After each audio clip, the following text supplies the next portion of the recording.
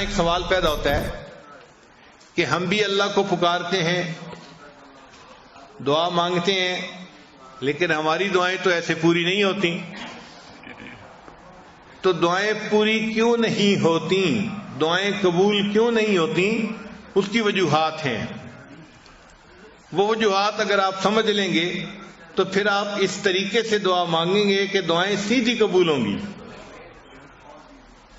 دعائیں قبول نہ ہونے کی ایک بنیادی وجہ کہ انسان اپنے گناہوں سے توبہ نہیں کرتا، اور اللہ پھر اس کی دعا کو قبول ہی نہیں کرتے. ہم گھروں میں دیکھتے ہیں جو بچہ پڑھائی اچھی کرتا ہو، اچھا گریڈ لیتا ہو، ماں باپ کی فرما برداری کرتا ہو، اگر یہ بچہ کبھی کوئی چیز مانگے تو آدھا کہے ہم اس کو چیز لے کے دے دیتے ہیں.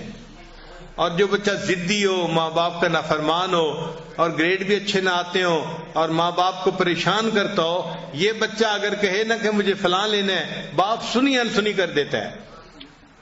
اسی طرح جو بندہ اللہ کے نافرمانیاں کرتا ہے، اللہ اس کی سنی انسنی فرما دیتے ہیں.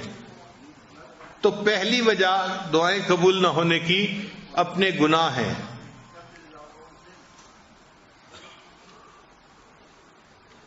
ایک مرتبہ بنی اسرائیل نے حضرت موسیٰ علیہ السلام سے کہا کہ اے اللہ کے کلیم، بارش نہیں ہو رہی اور پانی کی بڑی ضرورت ہے، آپ اللہ سے دعا مانگیے کہ بارش ہو جائے.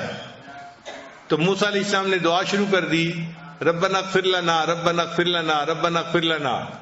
تو بنی اسرائیل بڑے حیران کہ ہم نے کہا تھا بارش کی دعا مانگیں اور موسیٰ علیہ السلام ربنا اغفر لنا لگائے ہوئے ہیں.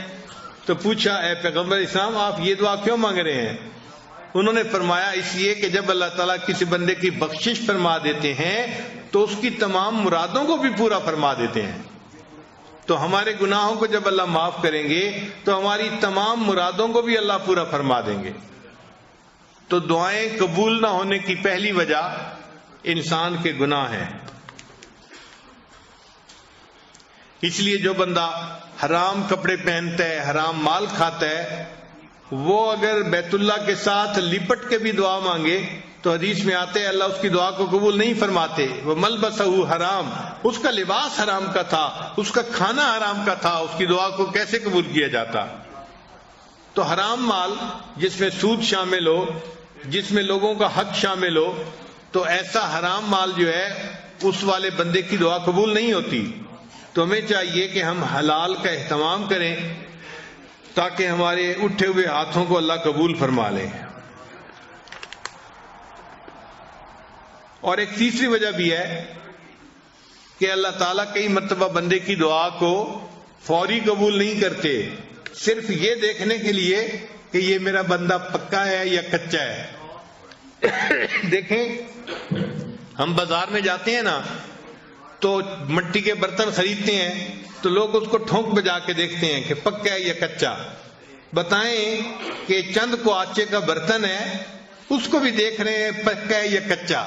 تو اللہ نے بندے کو اپنی جنتیں عطا فرمانی ہوتی ہیں، اللہ بھی بندے کو دیکھتے ہیں کہ بندہ پکا ہے یا کچا. تو اگر ایک دفعہ دعا مانگی قبول نہیں ہوئی تو پھر مانگے، قبول نہیں ہوئی تو پھر مانگے. ہم اپنے گھر میں نہیں دیکھتے، چھوٹا بچہ ماں سے کوئی چیز مانگتا ہے تو شروع میں ماں کہہ دیتی ہے میں نے نہیں دینی، تو وہ چپ نہیں ہو جاتا، وہ پھر امی کا جو ہے وہ دامن پکڑ لیتا ہے اور رونا دھونا شروع کر دیتا ہے. اس کو احساس نہیں ہوتا کہ میرے دائیں کون ہے، بائیں کون ہے، کون دیکھ رہا ہے، کون سن رہا ہے.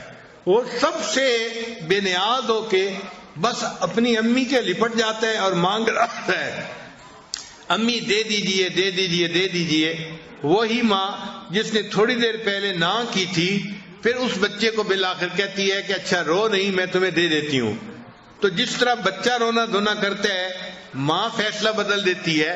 بندہ جب اللہ کے دربار پہ آ کے رونا دھونا کرتا ہے، اللہ تعالیٰ بھی اپنے فیصلے کو بدل دیتے ہیں اور بندے کی دعا کو قبول فرما لیتے ہیں.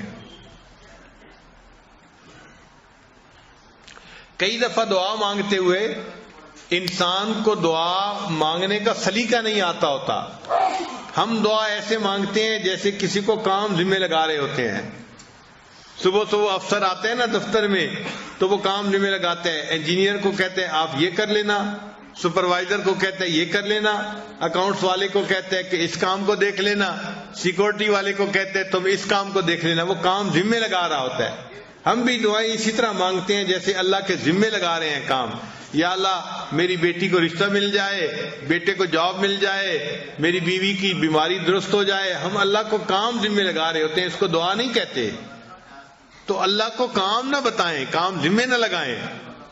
اللہ تعالیٰ کائنات کے مالک ہیں، ان کے سامنے عاجزی سے مانگنا پڑتا ہے، اور عاجزی سے مانگنا ایک ڈیفرنٹ چیز ہے۔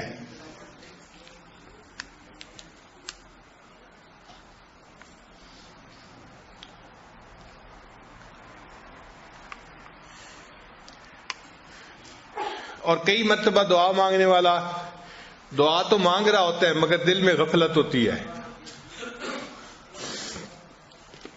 دل میں غفلت ہوتی ہے، اور دل کی غفلت کی وجہ سے اللہ اس کی دعا کو قبول نہیں کرتے۔ چنانچہ حضرت موسیٰ علیہ السلام ایک دفعہ جا رہے تھے، حدیث پاک میں ہے، ایک چرواہا بڑا مانگ رہا تھا اللہ سے دعا، تو حضرت موسیٰ علیہ السلام نے دیکھا کہ وہ رو بھی رہا ہے، دعا بھی مانگ رہا ہے، تو حضرت موسیٰ علیہ السلام نے اللہ تعالیٰ سے فریاد کی کہ اے اللہ، آپ کا بندہ ہے، آپ کے سامنے آہوازاری بھی کر رہا ہے اور دعا بھی مانگ رہا ہے، اور آپ دعا کو قبول نہیں فرما رہے۔ تو رب کریم نے جواب دیا کہ اے میرے پیارے موسیٰ علیہ السلام، یہ دعا تو مجھ سے مانگ رہا ہے مگر اس کا دل غیر میں اٹکا ہوا ہے، اس کا دل کسی اور میں اٹکا ہوا ہے، جب تک دل ادھر سے چھوٹے گا نہیں میں اس کی دعا کو قبول نہیں کروں گا، کہ دل تو میرا گھر ہے نا۔ تو بجائے اس کے کہ دل میں مجھے بساتا، اس نے دل میں کسی مخلوق کو گھسا لیا ہے، اس لیے دعا قبول نہیں ہوتی۔ تو حضرت موسیٰ علیہ السلام نے چرواہے کو بتایا، چرواہے نے اس سے توبہ کی اور اللہ نے اس کی دعا کو قبول فرما لیا۔ اب ہماری دعا کی قبولیت کئی مرتبہ یہ بھی ہوتی ہے دیر اس میں کہ دل اٹکا ہوا ہوتا ہے۔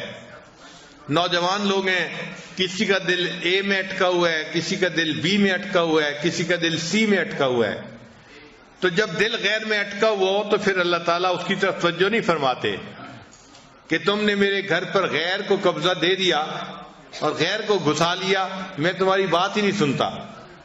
تو ہمیں چاہیے کہ ہم اپنے دل کو اللہ کے لیے خالص کر کے پھر اللہ سے دعا مانگیں۔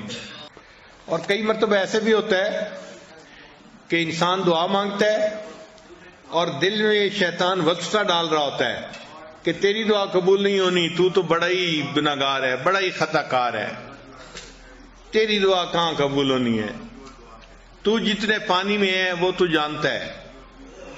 تو شیطان کے اس وسوسے کی وجہ سے بندہ سمجھتا ہے کہ میری دعا قبول نہیں ہونی، تو جب یہ گمان کرتا ہے کہ قبول نہیں ہونی تو دعا قبول نہیں ہوتی۔ اب ایسا وسوسہ اگر شیطان دل میں ڈالے تو شیطان کے اس وسوسے کو رد کریں۔ شیطان دل میں ڈالے گا تیری دعا قبول نہیں ہوگی، آپ اپنے دل کو سمجھائیں کہ آج کی رات جس مجمع میں آپ پہنچا ہوں یہاں تو میری دعا ضرور قبول ہوگی، ضرور یہ جواب دیں آگے سے۔ آپ غور کریں کہ اللہ نے شیطان کی دعا کو قبول کر لیا تھا جبکہ شیطان نے سجدہ نہیں کیا تھا، اور یہاں جتنے لوگ بیٹھے ہیں یہ تو عشاء اور تراویح کے کتنے سجدے کر چکے ہیں، اتنے سجدے کرنے کے بعد اگر یہ دعا مانگیں گے تو ان کی دعا کیوں نہیں قبول ہوگی؟ تو شیطان بدبخت کو جواب دے کہ مردود، تو نے تو سجدہ نہیں کیا تھا، اللہ نے پھر بھی تیری دعا کو قبول کر لیا، میں تو اتنے سجدے کر کے اللہ کے گھر میں بیٹھا ہوں، میری دعا اللہ قبول کیوں نہیں کریں گے؟ اور اس کو پھر یہ بھی جواب دیں کہ دیکھیں اللہ نے تو تمہیں اپنے دربار سے دھتکار دیا تھا، فخرج منہا، نکل جا یہاں سے، تو تجھے تو گھر سے نکال دیا تھا، پھر اللہ نے تیری دعا کو قبول کر لیا، اور مجھے تو اللہ نے گھر سے نکال کے اپنے گھر میں پہنچا دیا ہے، میں تو اللہ کے گھر میں بیٹھا ہوا ہوں، تو گھر میں بیٹھے کی دعا اللہ کیوں نہیں قبول فرمائیں گے؟ تو اس لیے شیطان اگر یہ وسوسہ ڈالے تو اس کو جواب دیں کہ بدبخت تیری دعا قبول ہو گئی تھی تو میری یقیناً قبول ہوگی، میں تو کلمہ پڑھنے والا ہوں، میں تو اللہ سے محبت کرتا ہوں، مان لیا کہ میرا نفس جو ہے مکار ہے اور تو میرے نفس کو گناہوں پہ ابھار دیتا ہے اور میں گناہ کرتا ہوں، لیکن میں اس پر نادم ہوں، شرمندہ ہوں، اس لیے تو میں اللہ سے معافی مانگنے کے لیے آیا بیٹھا ہوں۔ تو اللہ تعالیٰ کسی بندے کی دعا کو رد نہیں فرمائیں گے، یقیناً دعاؤں کو اللہ قبول کرے گا۔